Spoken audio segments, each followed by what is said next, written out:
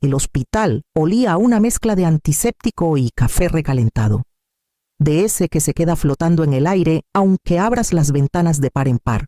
Intenté ignorarlo mientras la enfermera ajustaba la vía intravenosa en mi brazo. Esto era solo el comienzo de un tratamiento de un mes que había postergado demasiado.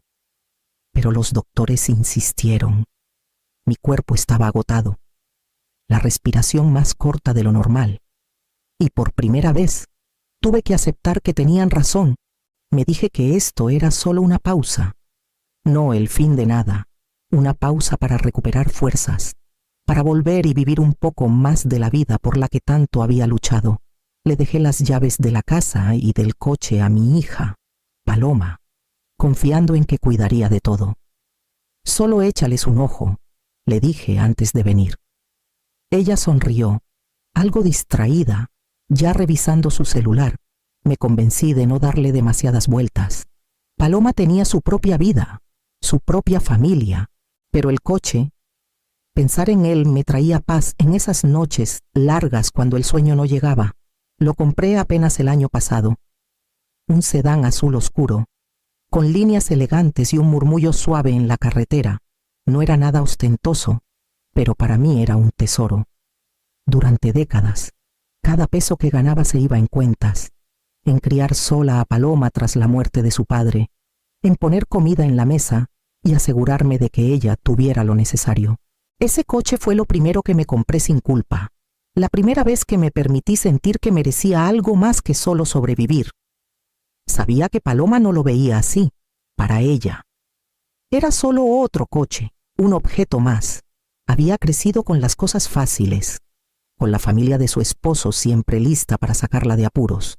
Más de una vez noté cómo prefería pasar las fiestas en la casa de ellos en lugar de la mía, cómo escuchaba más a su suegra, Graciela, que a mí. Aún así, me aferraba a la idea de que, cuando más la necesitara, ella estaría ahí. Cerré los ojos, dejando que el ritmo constante de la bomba de la intravenosa llenara el silencio. Me dije que podía descansar tranquila, que mi confianza estaba en buenas manos. No tenía forma de saber que esa confianza ya se estaba desmoronando. La mañana en que me dieron de alta, el aire afuera se sentía más fresco de lo que recordaba. Cargué mi pequeña maleta hasta la acera y esperé el taxi que pedí. El trayecto de regreso fue extrañamente silencioso, mis pensamientos girando en torno a las pequeñas cosas que añoraba mi cama, la ventana de la cocina que atrapaba la luz de la tarde y la vista de mi coche estacionado en la entrada de mi casa en San Miguel de Allende. Ese coche era mi promesa silenciosa de que, después de tanto esfuerzo, aún podía haber algo de dignidad. Cuando el taxi dobló por mi calle, me incliné hacia adelante, buscando la silueta familiar del sedán, pero la entrada estaba vacía. Por un instante, pensé que me había equivocado de casa, que tal vez el taxista se había metido en la colonia equivocada, pero ahí estaba mi casa, mi porche, mis persianas desgastadas. Solo que sin coche, bajé del taxi. Un temblor me recorrió, y no tenía nada que ver con el frío. La puerta principal se abrió, y Paloma apareció. Se veía relajada, casi radiante, como si volviera de unas vacaciones. «Ya llegaste», dijo con ligereza, haciéndose a un lado. Luego, sus labios se curvaron en una sonrisita. «Ah, por cierto, el coche, ya no tienes que preocuparte por él. Pagó por su diversión». Sus palabras quedaron flotando, pesadas, densas. Parpadeé, insegura de haberla oído bien. Su diversión, asintió, casi con orgullo. Graciela, mi suegra, pensamos que era lo mejor. Deberías alegrarte de que se quedó en la familia. Ella lo merecía más que tú. Me quedé ahí, el pulso retumbándome en los oídos, pero mi rostro no me traicionó. En cambio, dejé que una pequeña sonrisa cruzara mis labios. Paloma ladeó la cabeza, observándome como esperando un estallido. Por dentro, algo firme se asentó en mí. Por fuera, me veía tranquila, pero en mi interior sabía que la primera línea había sido cruzada. Entré a la casa, con la maleta aún en la mano, y dejé que sus palabras se asentaran como piedras que más tarde aprendería a usar. Los ojos de Paloma se entrecerraron mientras estudiaba mi rostro. «¿Qué te da risa?», preguntó, su tono cortante, como si mi calma la inquietara más que un enojo. La miré. Realmente la miré. Y por un momento no vi a la mujer frente a mí. Vi a la niña que crié sola. La pequeña cuyos zapatos remendé para que tuviera un disfraz para la obra escolar. La adolescente que esperé despierta después de turnos largos. La joven que empujé a terminar la universidad, aunque las deudas me rompieran. Cada pedazo de mí lo había dado por ella. Y de alguna forma, nunca fue suficiente. Ese coche que vendió no era solo metal y llantas. Fue lo primero que compré solo para mí. Recordé el día que firmé los papeles. Cómo me temblaban las manos de algo muy parecido a la alegría. Por una vez, no estaba entregando dinero para las necesidades de alguien más. No estaba sacrificándome. Me estaba permitiendo un pedacito de independencia. Un recordatorio de que aún tenía una vida propia. Y ahora, parada en mi sala, mi hija se reía de habérmelo quitado como si fuera un chiste. Podría haber gritado. Podría haberle dicho exactamente lo que significaba perder ese coche, pero no lo hice. En cambio, dejé que la sonrisa permaneciera en mis labios, tranquila, indescifrable. Paloma frunció el ceño, claramente desconcertada. Quería un estallido, una tormenta que pudiera descartar como drama. Lo que no entendía era que el silencio puede ser más pesado que los gritos, más peligroso que la furia. Pasé junto a ella, dejando mi maleta en el suelo, mi mente ya armando lo que había que hacer. Su sonrisita pudo haber sido el primer movimiento, pero no sería el último. Esa noche, después de que Paloma se fue a dormir, me senté sola en la mesa de la cocina, con las manos cruzadas frente a mí. El silencio pesaba, de ese tipo que deja espacio para los recuerdos. Y los recuerdos, lo sabía, nunca han sido amables. Cuando Javier murió, Paloma tenía solo 12 años. No tuve tiempo de llorarlo como otras viudas podrían haberlo hecho. Las cuentas llegaban rápido, y las necesidades de una niña no se detienen por el dolor. Tomé turnos dobles en el comedor de Guanajuato, a veces quedándome dormida con el delantal aún puesto. Los fines de semana trabajaba en una pequeña oficina de contabilidad, cuadrando libros mientras mis ojos ardían de cansancio. Cada peso ya tenía dueño antes de tocar mis manos, pero nunca dejé que Paloma viera las grietas. Me aseguré de que sus lunches estuvieran listos, sus zapatos limpios, sus tareas revisadas. Cuando preguntaba por un paseo escolar, decía que sí, aunque eso significara otro turno nocturno. La mantuve en clases de baile porque le encantaban, aunque el costo significara que yo no me comprara ropa nueva en años. Pagué su universidad cuando llegó el momento. Y cuando se casó, cubrí lo que la familia de su esposo no quiso. Más tarde, cuando las deudas empezaron a acumularse para ellos, presté dinero sin sermones. Cada vez me decía que eso era lo que hacían las madres. El coche fue diferente. Para cuando lo compré, Paloma ya estaba grande, casada y girando en la órbita de la familia de su esposo. Ellos se convirtieron en su ancla cenas navideñas, consejos, hasta aprobación. Noté cómo miraba a Graciela, su suegra, como si su opinión valiera más que la mía. Me dije que estaba bien, que los hijos crecen y forman nuevos círculos, pero el coche, eso era mío. Era la prueba de que aún podía tallar algo propio después de años de dar. Conducirlo me hacía sentir que volvía a pertenecerme. Aunque fuera solo por unas horas en la carretera, ahora se había ido, cambiado como una pieza de ajedrez por la comodidad de alguien más. Y mientras estaba sentada en esa cocina, me di cuenta de que los años de sacrificio no habían construido un puente, sino una puerta que Paloma había aprendido a cerrar sin mirar atrás. Me recosté en la silla, el peso de todo asentándose en mí, y supe que no podía seguir dejando mi corazón desprotegido. A la mañana siguiente, mientras Paloma estaba fuera, fui al closet del pasillo donde guardaba mis archivos. Años de cuidado me habían hecho meticulosa. Cada compra importante, cada póliza de seguro, cada papel con una firma vivía en carpetas ordenadas. Saqué la marcada como vehículo y esparcí los documentos en la mesa del comedor. Ahí estaba. Claro, como el sol el título. Mi nombre, Amalia, en letras grandes, la única dueña registrada, sin cofirmantes, sin transferencias, sin reclamos compartidos. La póliza de seguro coincidía, renovada bajo mi firma apenas unos meses antes. Paloma nunca había sido incluida. Solté un suspiro lento, más pesado de lo que debería. Ella pensó que me había deshecho del coche, que su sonrisita había cerrado la historia, pero legalmente nada había salido de mis manos. Abrí mi laptop y comencé a guardar todo lo que encontraba. Capturas de pantalla de los mensajes de Paloma presumiendo sobre el coche. Fotos que ella misma subió desde el aeropuerto con su esposo. Y lo más contundente, las imágenes de las vacaciones que Graciela había publicado en redes sociales. Playas bañadas por el sol, cócteles, sonrisas demasiado anchas para ser inocentes. Cada imagen, cada recibo, cada número de póliza fue copiado, etiquetado y guardado en una carpeta.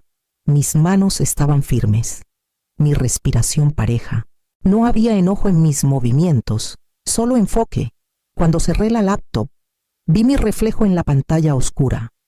Las comisuras de mi boca se curvaron hacia arriba. No era alegría, aún no.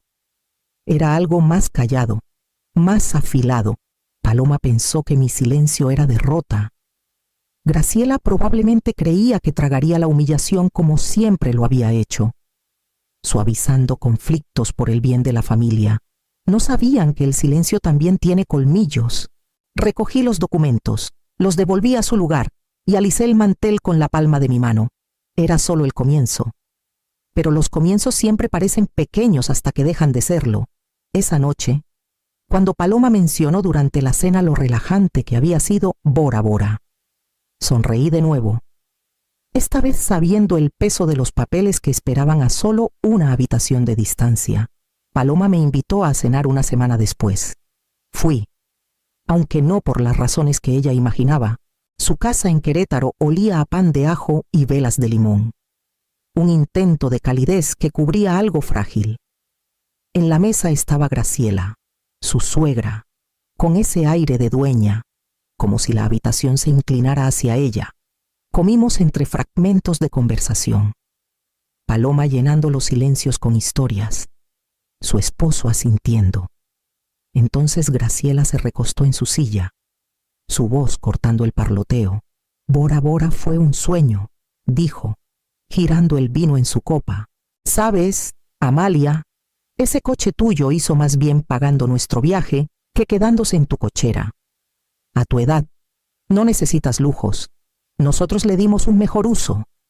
Sus palabras cayeron con una crueldad calculada, un desprecio disfrazado de lógica. Paloma soltó una risa nerviosa. Luego se afirmó y asintió. Tienes razón, mamá. No se desperdició, de verdad. Nos dio algo que siempre recordaremos. Las miré a ambas, a la arrogancia de Graciela y a la ansiedad de Paloma por seguirle el paso. La traición ya no era solo por un coche, era una borradura. Habían tomado algo que me gané con años de sacrificio y lo reclamaron como suyo, como si no tuviera derecho a la comodidad de lo que era mío. Dejé el tenedor con cuidado y sostuve la mirada de Graciela. «Qué vacaciones tan memorables», dije suavemente, dejando las palabras flotar entre nosotras. Por ahora. La sonrisa de Graciela titubeó por un segundo, luego volvió, más filosa. Paloma se movió en su asiento, como si no estuviera segura de lo que acababa de aceptar. No dije nada más. No hacía falta. Los papeles esperaban en casa, las pruebas guardadas en carpetas. Su risa esa noche era solo ruido. Mañana se convertiría en silencio. En los días siguientes a esa cena, comencé a observar con más atención. Paloma era descuidada en redes y Graciela aún más. No tardé en encontrar lo que buscaba. Capturas de pantalla de chats grupales, medio presumidos, medio burlones, Graciela le había escrito a una amiga: es demasiado débil para defenderse. Amalia siempre ha sido de las calladitas. Paloma solo necesitaba un empujón. Y yo se lo di. Leerlo fue como ver años de silencio escritos en tinta. Graciela no solo había influido en Paloma, había orquestado todo, envolviendo a mi hija en su propia ambición de control. El coche nunca fue por su valor. Fue por despojarme de la prueba de que aún podía valerme por mí misma. Mientras navegaba por publicación tras publicación, la verdad se volvió más clara. Esto no era solo una traición. Era una reescritura de mi lugar en mi propia familia, un borrado lento para reemplazarme con Graciela. Ella se había posicionado como la autoridad, la proveedora, la mujer a la que mi hija miraba como si la hubiera parido. Cerré la laptop y me recosté, dejando que la furia se transformara en algo más frío. Había dado mi vida por Paloma, y a cambio, ella le entregó mi confianza a la vanidad de otra mujer. Pero no era débil, y no estaba acabada. Volví a ordenar los documentos. Los alineé con cuidado. Título, seguro, capturas, recibos, todo claro, todo innegable. Ensayé el momento en mi mente, no por venganza, sino por precisión. Cuando Graciela dijo que era demasiado vieja para lujos, reveló más de lo que pretendía. Me veía como una sombra que se desvanece, alguien que podía ser reemplazada. Olvidó que las sombras solo desaparecen cuando se apaga la luz. Y yo estaba muy lejos de apagarme. La noche terminó con la carpeta cerrada, puesta cuidadosamente en el borde de la mesa, lista para el día en que el silencio dejara de ser mi escudo y se convirtiera en mi arma. Les pedí a Paloma y a Graciela que vinieran a casa una noche. Mantuve un tono ligero por teléfono, casi casual, y ninguna sospechó nada. Llegaron juntas, Graciela liderando con ese aire de autoridad familiar, Paloma siguiéndola de cerca, sus ojos yendo de una a otra como si aún estuviera aprendiendo a imitar fortaleza. Ya había preparado la mesa, no con comida, sino con papeles, el título, la póliza de seguro, impresiones de capturas y publicaciones, todo en orden. Cuando entraron, señalé las sillas y no dije nada hasta que se sentaron. Entonces deslicé el título por la mesa. Dije con calma, es el coche que pensaron que vendieron. Notarán que mi nombre es el único que aparece, lo que significa que esa venta es nula. La mano de Graciela flotó cerca del papel, pero no lo tocó. Paloma frunció el ceño, la confusión dando paso al pánico. ¿De qué hablas? La agencia cometió un error, interrumpí, colocando la póliza de seguro, luego las capturas. Las propias palabras de Graciela la miraban desde el papel. Es demasiado débil para defenderse. Su rostro palideció, la arrogancia desvaneciéndose por primera vez. La respiración de Paloma se volvió superficial. Mamá, susurró, con la voz quebrada, no me destruirías por esto, ¿verdad? Me recosté en la silla, cruzando las manos. Tú ya lo hiciste sola. El silencio nos envolvió, denso e inamovible. Graciela desvió la mirada primero, su mandíbula tensa, mientras los ojos de Paloma se llenaban con la certeza de que el suelo bajo ella había cambiado. No alcé la voz, no dejé que el enojo tomara el lugar del control.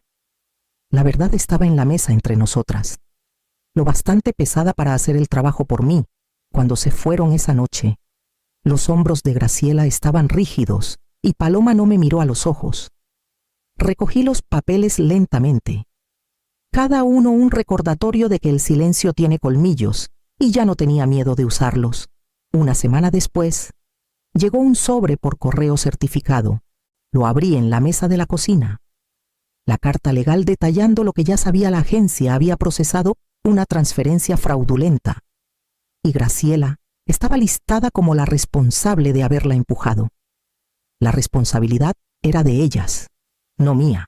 2 días después, el banco congeló varias cuentas ligadas al nombre de Graciela. La noticia corrió rápido. El propio yerno de Graciela me llamó, furioso porque los ahorros familiares se habían drenado para cubrir el desastre. Graciela, al parecer, había apostado por mi silencio y perdió. Paloma vino a mí entonces, con el rostro pálido y demacrado. Por primera vez, no había sonrisita. Me usó, susurró, con la voz temblorosa. Pensé que estaba haciendo algo por la familia, pero solo estaba cubriendo sus pasos. Escuché, pero mi corazón no se movió como lo habría hecho antes.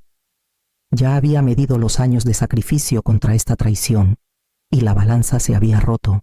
Le dije que no presentaría cargos en su contra, que no enfrentaría el peso de tribunales y jueces, pero también le dije que había terminado cualquier lazo que tuvimos. Ella lo puso en las manos de otra mujer y lo vio arder. Sus lágrimas cayeron, pero no la consolé. Ella había hecho su elección. Ahora yo hacía la mía. Esa noche guardé la carpeta de documentos en su cajón y lo cerré con suavidad. La justicia ya había hecho lo que el enojo nunca pudo. A la mañana siguiente, tomé las llaves. La agencia había restaurado el coche, limpio y entero, y salí. La carretera me esperaba. El coche ronroneaba suavemente mientras conducía por la carretera de la costa hacia Puerto Vallarta. El sol de la tarde tiñendo el océano de dorado. Si era el mismo coche restaurado o un reemplazo por los daños, apenas importaba. Lo que importaba era la sensación, ese zumbido familiar que me recordaba que aún me pertenecía a mí misma. El viento entraba por la ventana abierta, levantando mechones de mi cabello, y por primera vez en meses, mi pecho se sentía ligero. Esa noche di una cena. Nada ostentoso, solo unos amigos de la iglesia, una vecina que siempre me visitó durante el tratamiento, y una colega con la que seguía en contacto desde los años en el comedor. Nos reunimos alrededor de mi mesa, los platos llenos, las risas llenando los rincones que por demasiado tiempo habían cargado silencio. Nadie me exigió nada. Nadie midió mi valor por lo que podía dar. Mientras recogía los platos, me detuve junto a la ventana y vi los faros traseros de los coches de mis amigos desvanecerse por la calle. Mi casa se sentía cálida. No por quién faltaba, sino por quién había elegido quedarse. Pensaron que vender mi coche me quitaría la libertad, pero nunca entendieron que la libertad no son llantas ni metal, es el derecho a caminar lejos, a elegir dónde termina tu lealtad y dónde comienza tu paz. Paloma y Graciela perdieron más que un coche, perdieron mi confianza, y la confianza, una vez rota, no regresa con disculpas ni excusas, se queda perdida. Colgué las llaves en el gancho junto a la puerta, su pequeño peso sólido en mi palma por un momento más. Si te roban las llaves, ¿realmente te quitan la libertad? ¿O solo te entregan el mapa a un mejor camino?